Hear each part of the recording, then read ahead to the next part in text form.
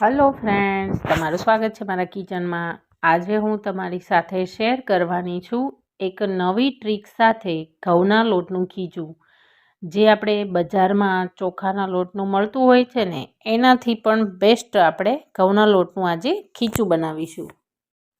ઘઉંના લોટનું જ્યારે પણ ખીચું બનાવતા હોઈએ છીએ ત્યારે ઘણીવાર તેમાં ગાંઠા પડી જાય છે, તો એવું ના થાય તેના માટે એક નવી ટ્રીક સાથે આજે આપણે ખીચું બનાવીશું। તો તમે વિડીયોને છેલ્લે સુધી જોજો અને વિડીયો ગમે તો સબસ્ક્રાઈબ, લાઈક અને શેર કરજો। તો ચાલો બનાવવાની શરૂઆત કરીએ। ખીચામાં નાખવા માટેનું આપણે જે મેઇન ઇન્ગ્રેડિયન્ટ છે જે છે મરચાં અને ધાણા। તો ખીચામાં જો તીખાશ હોય ને તો ખીચું ખાવામાં ખૂબ જ સરસ લાગે છે। તો આપણે મેં 1 નંગ જેટલું મરચું છે તેને લાંબુ કટ કરીને લીધું છે। તમારે વધારે તીખાશ જોવે તો તમે તેની જગ્યાએ 2 મરચાં પણ વાપરી શકો છો। હવે આપણે મિક્સર જારમાં તેને એડ કરીને અધકચરી પીસાય તેવી એક ફાઇન પેસ્ટ બનાવી લેવાની છે। તો હવે આનું ઢાંકણ બંધ કરીને હું આની ફાઇન પેસ્ટ બનાવી લઈશ। તો આ જે પેસ્ટ છે ને તે મિક્સરમાં ઓન ઓફ કરીને આ રીતે અધકચરી આપણે લેવાની છે। તો હવે આ થઈ ગઈ આપણી પેસ્ટ તૈયાર। હવે આપણે તેના માટે લોટ લેશું। તો અહીંયા જુઓ ફ્રેન્ડ્સ, મેં અહીંયા 1 વાટકી જેટલું આપણે રોટલી બનાવીએ ને તે લોટ આપણે લેવાનો છે। તો ઘઉંનો 1 વાટકી જેટલો, કોઈ તમારે વાટકીનું માપ કરી લેવાનું। તો 1 વાટકી મેં અહીંયા ઘઉંનો લોટ લીધો છે। તો હવે આપણે ખીચા માટેનું પાણીનું માપ જો પરફેક્ટ હોય ને તો જ ખીચું સરસ બનશે અને એકદમ પરફેક્ટ બનશે। તો આપણે જે વાટકીથી લોટ લીધો છે ને તે વાટકીથી જ આપણે પાણીનું માપ લઈશું। તો અત્યારે હું 1 વાટકી જેટલું પાણી છે તે આ કઢાઈમાં ઉમેરી દઈશ। આપણે 1 વાટકી લોટ હોય ને તો 2 વાટકી તેની સામે પાણી લેવાનું છે। તો હવે આપણે 1 વાટકી જે પાણી આપણે લીધું છે તે આ કઢાઈને આપણે ગેસ ઉપર ઉકળવા માટે મૂકી દઈશું। ગેસની ફૂલ ફ્લેમ પર આપણે પાણી છે તે જો ઉકળી રહ્યું છે, તો 2 મિનિટ જેવો સમય થયો છે અને હવે આપણે જે ધાણા અને મરચાંની પેસ્ટ બનાવી છે તે બધી જ આમાં ઉમેરી દઈશું અને ગેસની ફ્લેમ છે ને તે હવે આપણે મીડિયમ કરી દઈશું। તો લગભગ આપણે 4 મિનિટ જેવું આ પાણીને ઉકળતા ટાઈમ લાગશે। આમાં આપણે સ્વાદ પ્રમાણે મીઠું એડ કરી દઈશ। તો અડધી ટીસ્પૂન જેટલું મેં મીઠું એડ કર્યું છે અને તેની સાથે જ ખૂબ જ સરસ ટેસ્ટ માટે આપણે 1 ચમચી જેટલું આમાં જીરું, આખું જીરું જે આવે છે તે આપણે એડ કરીશું અને અડધી ટીસ્પૂન જેટલું બેકિંગ સોડા મેં એડ કર્યો છે। તેની જગ્યાએ તમે પાપડ ખાર આવે છે તે પણ વાપરી શકો છો અને એકવાર આ બધું જ આપણે સારી રીતે મિક્સ કરી દઈએ। તો હવે 4 મિનિટ માટે આ પાણીને આપણે ઉકળવા દઈશું। પાણી જ્યાં સુધી ઉકળે છે ત્યાં સુધી આપણે ખીચા માટેની બીજી તૈયારી કરી લઈએ। તો જુઓ ફ્રેન્ડ્સ, અહીંયા મેં જે વાટકીથી આપણે લોટ લીધો હતો ને ઘઉંનો, એ વાટકી ભરીને જે લોટ છે તે મેં આ તપેલીમાં એડ કરી દીધો છે અને હવે આપણે તે લોટમાં 1 વાટકી જેટલું પાણી એડ કરશું। આ પાણી આપણે કાચું લીધું છે, મતલબ કે આ નોર્મલ પાણી જે ઠંડુ હોય તે જ લીધું છે। હવે આ જે મિશ્રણ છે તેને આપણે સારી રીતે મિક્સ કરી દઈશું। તો આ જ સિક્રેટ ટિપ્સ છે જેનાથી આપણું ખીચું છે ને તે ખૂબ જ સરસ બનશે અને તેમાં જરા પણ ગાંઠા નહીં પડે। તો બસ આ જ રીતે આપણે કાચો લોટ અને પાણી છે તેને મિક્સ કરીને આ રીતની લોટની પેસ્ટ બનાવી લેવાની છે। તો આ રીતના મેં બનાવી લીધું છે। હવે આને આપણે સાઈડ પર મૂકી દઈશું।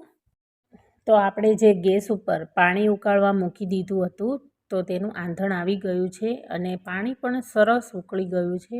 હવે આ સ્ટેજ પર આપણે જે લોટની પેસ્ટ બનાવીને રેડી કરી છે તે બધી જ આમાં ઉમેરી દઈશું। જો આ રીતે મેં બધી જ પેસ્ટ છે તે મેં ઉમેરી દીધી છે અને હવે આ મિશ્રણને આપણે ચમચાની મદદથી આમાં હલાવી લઈશું। જો આ રીતે આપણે તો તમે જોઈ શકો છો કે પાણી અને જે લોટની આપણે પેસ્ટ બનાવી છે તે બધી જ એકરસ થઈ જવા માંડશે અને જે આ પાણી છે બધું જ તે આ બધા લોટમાં સમાઈ જશે. તો આ રીતે આપણે બધું જ મિક્સ કરી લેવાનું છે અને ગેસની ફ્લેમ છે ને તે આપણે એકદમ સ્લો રાખવાની છે. ગેસની સ્લો ફ્લેમ પર આપણે આ ખીચાને 5 મિનિટ માટે આ રીતે જ ચલાવતા રહેવાનું છે. તો તમે જોઈ શકશો કે થોડીક જ વારમાં ખીચું છે તે બનીને તૈયાર થઈ જશે. તો જુઓ ફ્રેન્ડ્સ, આપણું ખીચું છે ને તે એકદમ કઢાઈની સપાટી પણ છોડવા માંડ્યું છે, કારણ કે તેમાંથી જે પાણી છે તે બધું જ શોષાઈ ગયું છે. તો આ રીતનું આપણું ખીચું છે તે તૈયાર થઈ ગયું છે. તો હવે આ ખીચાને આપણે કાચું ના લાગે તેના માટે આપણે તેને 2 મિનિટ માટે સ્ટીમ કરી લેવાનું છે. તો હું અહીંયા એક પ્લેટ લઈ લઈશ. તો તેમાં મેં તેલ લગાવી લીધું છે. તો હવે આપણે જે ખીચું બનાવીને તૈયાર કર્યું છે તે આ પ્લેટમાં આપણે છૂટું છૂટું પાથરી દઈશું આ રીતના. તો તમે જોઈ શકો છો, જો આ રીતે મેં ખીચું બધું જ છે તે આ ડીશમાં પાથરી દીધું છે. તો હવે આપણે આને સ્ટીમ કરી લઈએ. તો આ ખીચું છે તેનું સ્ટીમ કરવાનું એક જ કારણ છે કે તે ખાવામાં કાચું ના લાગે. અને બીજું કે આપણે જ્યારે પાપડ બનાવતા હોઈએ ને ત્યારે પાપડ પણ તે ફાટે નહીં અને પ્રોપર તે બફાઈ જાય, તેના કારણે પાપડ પણ નથી ફાટતા. તો આ ખીચું છે તેને સ્ટીમ કરવું તો ખૂબ જ જરૂરી છે. તો અહીંયા મેં 1 ગ્લાસ પાણી નાખીને એક કઢાઈમાં પાણી ગરમ થવા માટે મૂકી દીધું છે. તો હવે આપણે આમાં જે ખીચા માટેની ડીશ તૈયાર કરી છે તે પ્લેટ આમાં મૂકી દઈશું અને ઉપરથી એક ઢાંકણ ઢાંકીને તેને 2 મિનિટ માટે આપણે સ્ટીમ કરી લઈશું. 2 મિનિટ બાદ હવે આપણે ઢાંકણ ખોલીને ચેક કરી લઈએ. તો તમે જોઈ શકો છો કે ખીચું છે તે પ્રોપર બફાઈ ગયું છે અને તે ઉપસી પણ ગયું છે. તો હવે આપણે આ સ્ટેજ પર ગેસની ફ્લેમ છે તે બંધ કરી દઈશું અને ખીચાને આપણે નીચે લઈ લઈશું.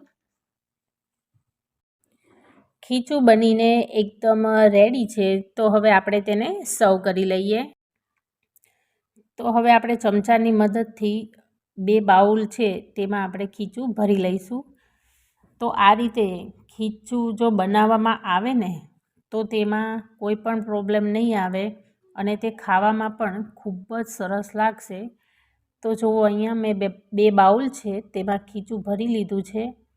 હવે તેના ઉપર આપણે જે અથાણા માટેનો જે મસાલો આવે છે તે આપણે થોડો થોડો આમાં સ્પ્રિંકલ કરી દઈએ, જેનાથી ખીચાનો ખાવાનો જે ટેસ્ટ છે ને તે ખૂબ જ સરસ આવશે.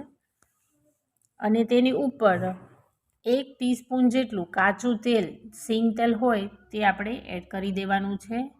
તો બંને બાઉલમાં આ રીતે સિંગ તેલ છે તે એડ કરી દઈશું. તો તમે ક્યારે બનાવો છો આવું ઘઉંના લોટનું ટેસ્ટી ખીચું તે મને કમેન્ટ કરીને જરૂરથી કહેજો. અને મારી જો આજની રેસીપી તમને ગમી હોય તો મારી ચેનલને સબસ્ક્રાઈબ કરજો, લાઈક કરજો અને શેર કરજો. ફરી જ એક નવા વિડીયો સાથે મળીશું. Thank you for watching. નાવાનું એમાં